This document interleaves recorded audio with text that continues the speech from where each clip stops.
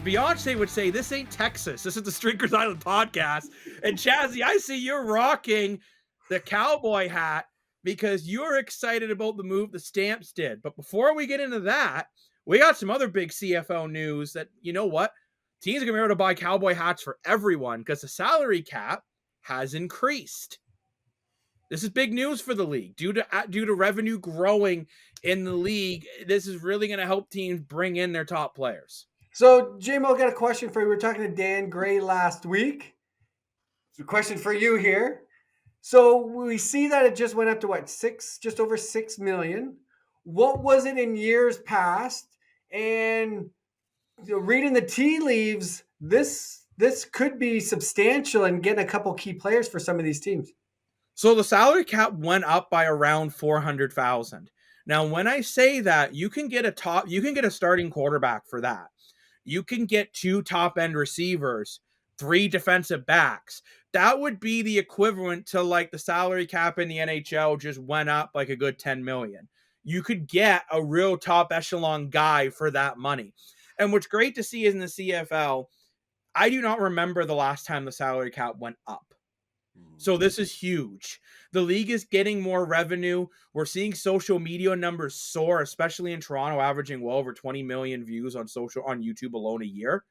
That's insane. The league is growing, and it's great to see. So Canadians who haven't given it a real try, give the CFL a shot. Don't expect the same product as the NFL, because then you'll be disappointed. But go and expect some fun football, right? Fewer downs, bigger field, bigger balls. Dan loves his big balls. So, and clean your balls. That's what I learned from playing bingo. So that is awesome for the league, and it's great to see that teams are going to have the ability to spend more money, like the Hamilton Tiger Cats, who just signed Kenny Lawler. We thought Calgary signed Kenny Lawler, but you know what that just says? I'm going to get an island mindset in before Dan does. It's okay to make a mistake. And it turns out Hamilton is the one that got Lawler, which is funny enough. On our preview show, check that out on the Streakers Island podcast. Links down below. That kind of is where we thought Kenny Lawler was going to go in the first place. He's a 50-50 ball guy, and now you put Lawler and Tim White as your main 2. I'm not quite sure if Steven Dunbar is staying there or not, but if you have Dunbar as your 3rd, or Smith, who's another Canadian, which helps with your ratio a lot, I could see this move being huge for the Hamilton Tiger Cats. They haven't been overly busy, but the guys they're getting are top players. Versus a team like Edmonton, they're just like, we want Toronto's defensive line. And that's the route that they've gone, where Calgary's like, we feel we're right there. We just need one more piece. But then we have Calgary. They quickly pivoted, and they brought in Dominic Rhymes. Now, Chazzy, tell me a bit why you're excited Dominic Rhymes is coming to the Stamps. Well, in the break there, I'm like, boys, I see we're talking about CFL. I need to go get my cowboy hat because Stamps fans have to be excited about this move. Dominic Rhymes, if you don't know, a couple years ago out in BC with Vernon Adams Jr., he was one of the best wideouts in the league. So if they can rekindle that magic and go off like they did, get your bag of popcorn ready, get that extra butter ready, and get that maybe a bag of peanuts and that beer, because it's going to be an exciting football season out there in the West. Yeah, I got to agree with you. I think this was the move Calgary had to make. You're going to bring the money to get Vernon Adams Jr., who tweeted, "Scared money don't win nothing." Well, clearly they're not scared to spend the money now, because I know Dominic Rhymes will not be cheap, but more for your money. You actually think this might actually make more sense than getting Kenny Lawler, and this might actually be the better move for them in the long run. I think it is a better move just because the same reason Chazzy was saying, the history is there. And it's really important for chemistry on the field and chemistry in the locker room. And is never a big leader for a team that really struggled the last couple of years. So this is a huge move. And I just wanted to say something as well, but I have to remember exactly what it was. Old man brain here. Yeah, this is what happens, viewers, if you're not in your mid-30s yet. You know what? We got to grease the gears. To get them some WD-40 to spray in the ears, and we'll get those thoughts back on track. Something to do with the salary cap. Oh, yes, that's what I was going to say. I There we am go. The so little train circle. excited for the CFL to increase the salary cap. However, I'm a little bit put off at the same time because I feel like if they knew that's going up now, why after the beginning of free agency, why couldn't they announced it a week earlier? So that way they could have locked up, like teams like the Argos could have locked up their top guys, and teams like Hamilton and Calgary that want to spend big money, they knew exactly before free agency how much money they could spend. That's an interesting point, more for because I've Yeah. seen Winnipeg Blue Bombers fans have the Well, same Big Hill, gripe yeah. that they feel well, they're more talking about Kenny Lawler. I don't know why no one seems to be talking about Adam Big Hill being out of Winnipeg. I think that could really hurt the defensive leadership. Now, mind you, though, teams could still match these deals and give the player the option to come to either or. Now, Kenny Lawler has already put out a statement thanking Winnipeg for everything and peace out, Girl Scout. So it looks like he is definitely going to Hamilton. Dominic Rhymes was released, so that means Ottawa has no rights to him whatsoever. But I do agree with you, Dan, that maybe this should have been announced sooner. Now, remember, too, the league doesn't have a commissioner right now, right? So that could be why some of these things are being delayed. So keep that in mind. Kind of like a certain country hardly has a prime minister right now. You don't always see the moves getting done right away. But So how does this move transpire behind the scenes to say, okay, we're in a position to increase the cap right now? Like what led up to an announcement like this from the league at this point?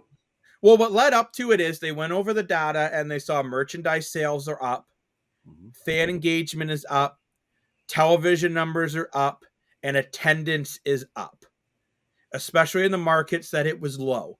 So you look at Toronto, unfortunately, Toronto and Ottawa, basically the East, besides of Hamilton, the attendance numbers were down. Well, those attendance numbers have increased a lot.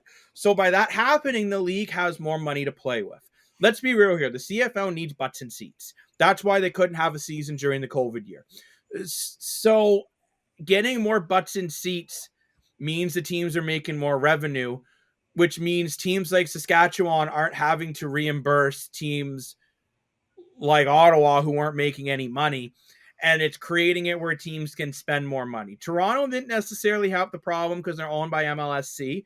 They're not saying it, but I think another big thing is I think the ownership group in the CFL is in the best shape it's been in over 20 years. Yeah, 100%. You look, Edmonton just brought in an owner who clearly wants to spend the money, even wants to run over the other team in his golf cart to help them win. If you haven't seen that, look it up on YouTube. Hilarious. You look, Toronto's owned by MLSC. DeMar Oman owns BC Lions. Montreal just got their ownership group worked out. Calgary's looking to invest into a new stadium. Like, I think the league, Ottawa is going to be making some upgrades to their stadium over the next couple of years. The CFL is in a better ownership group than it's been in many years. So I think that's a big reason why this salary cap is increased. And I think it's great because we're going to see more players getting paid. And maybe we'll see a lot of these stars not wanting to go to the XFL and the UFL because they're going to get paid in the CFL. But speaking of guys getting paid, Nick Arbuckle went straight to the bank with his free agent signing. I absolutely love this signing for Toronto. It's the perfect insurance policy because we've talked about it on the show. Montreal and Edmonton picked up a controversial insurance policy where there's going to be like who should be the starter. As much as I love Nick Arbuckle, Chad Kelly is a better quarterback. Everyone knows that. So Nick Arbuckle is the insurance policy in case either Chad Kelly gets injured or he runs into a personal problem, or let's just flip the script here and say it's a team in the NFL takes interest in him. I'm just going to say that right now. Or if Toronto down the line wants to spend the cap somewhere else, they got a guy like Nick Arbuckle who can come in, start, and win big games. Now, more for your money. I know you're a huge Nick Arbuckle fan, plus you're a Argo fan.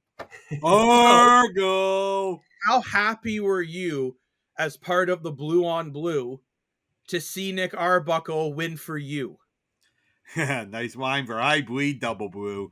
I've been a Nick big Arbuckle fan for a long time. I even thought he should have been the starter beforehand. And during the COVID year, unfortunately, the year didn't happen, but They brought in Nick Arbuckle. They brought in Dinwiddie. And the idea was that Arbuckle was going to be the star quarterback during that COVID year. This unfortunately didn't happen. And the other factor why I love Nick Arbuckle too is you mentioned Jacob, he's a good backup. He's won big games. So the other big reason why I love Nick Arbuckle, as we talk about a lot here on the island, is the chemistry and the mindset and leadership at the dressing room. Nick Arbuckle's always calming everyone down on the sidelines. He's really, we know Jack Kelly has a bit of a hot temper and he needs someone to calm him down. Nick Arbuckle's that guy. Nick Arbuckle's a big leadership in the dressing room. I mean, he's a true gem. So great move that he's back here. I got to agree with you 100%. What I also really like about this Arbuckle move, for people who are not aware, the Toronto Argos lost their quarterback coach this year. He's not dead. He's just on another team. I believe he's off to Winnipeg. So this is going to give the Toronto Argos another guy to kind of keep the locker room calm. Nick Arbuckle wants to get into coaching as well in the future. I think this might be a nice way when he's done playing football to transition him into coaching. But to get into some other signings, the Ottawa Red Blacks picked up Eugene Lewis. Again, another big receiver, big 50-50 catch ball guy. And he took less money than what he really said he wanted. He's in that 230 range with potential 236 in bonuses. And he said the main reason why he did that, he lives in Montreal year round. He loved it in Montreal. He was really upset when Montreal didn't resign him. And I think he wants to be closer to home. And I really feel for Ottawa, if you're going to lose Dominic Rhymes, I was worried with losing Rhymes and Jalen Acklin retiring. This was really going to hurt that receiving core in Ottawa and not give Drew Brown enough weapons. Well, they just went and got Drew Brown, arguably the best weapon that was available in Eugene Lewis at a cap hit that you absolutely love.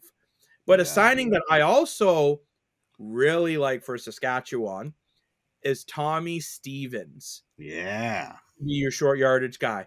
And Dan, I know Tommy Stevens is one of your favorite quarterbacks in the CFL. He's so cool. He's so gangster. Like, you know, a 6'7" quarterback that's like 300 pounds that's runs over the defensive line like for like Swiss cheese. I mean, that sounds awesome to me. You know, so especially in a CFL when you do the quarterback sneak, it pays in the NFL to try really. So yeah, and you know, with Trevor Harris getting older and stuff, I think it's a great signing. I think it is too, because Jake Mayer being your backup cannot do short yardage at all. You don't want Trevor Harris doing your short yardage as he's in his late 30s, and let's be honest, he's injury prone. So bringing in a guy like Tommy Stevens, who also has chemistry with Jake Mayer in the 1-2 situation if Trevor Harris gets hurt. I love this signing for Saskatchewan, but now Calgary needs to go find a short yardage guy. Ooh, I just thought of something. Mayers and Stevenson played with each other in Calgary. Mind blown. I just said that. That's why Chazzy's got the cowboy hat on. He's all cowboy all the time. But Saskatchewan wasn't done. Also bringing in Canadian receiver Tommy Neal. This is a great move for Saskatchewan. Number one, he's Canadian, so it helps with your ratio.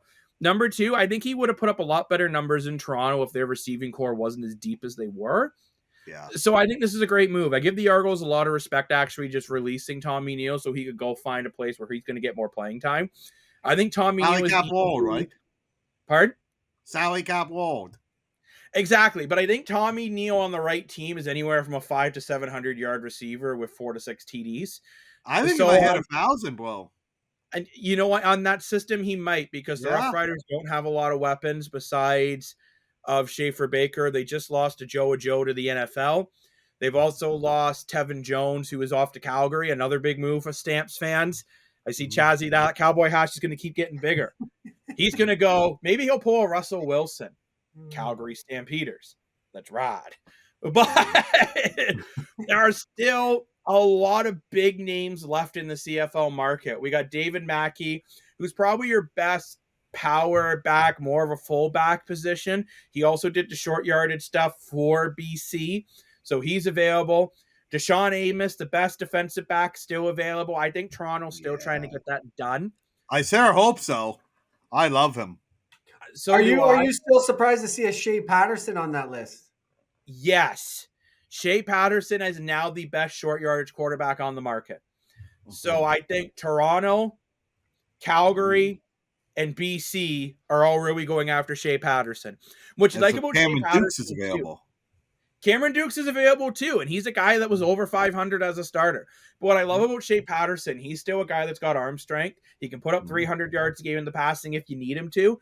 But flip the side now, since you brought up Cameron Dukes, he did not have nearly as good of a record. He was 2-6, Shea Patterson, I believe, and Dukes was 3-2.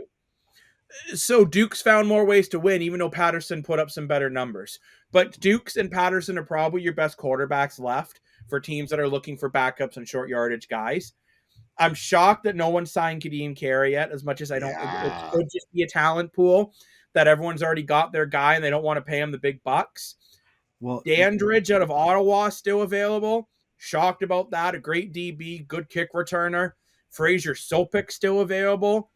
yeah. Like, there are still a lot of really big names available, but I do feel Shea Patterson especially is going to get locked up soon as a team that's looking for short yardage.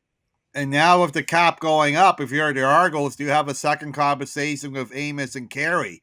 Because with the cap going up $400K, they always spent the money and bought in Arbuckle and Coatsy and McManus and Grant with the cap being the old way. Now you got $400K to play with. I guarantee you that will lock up Amos and Carey.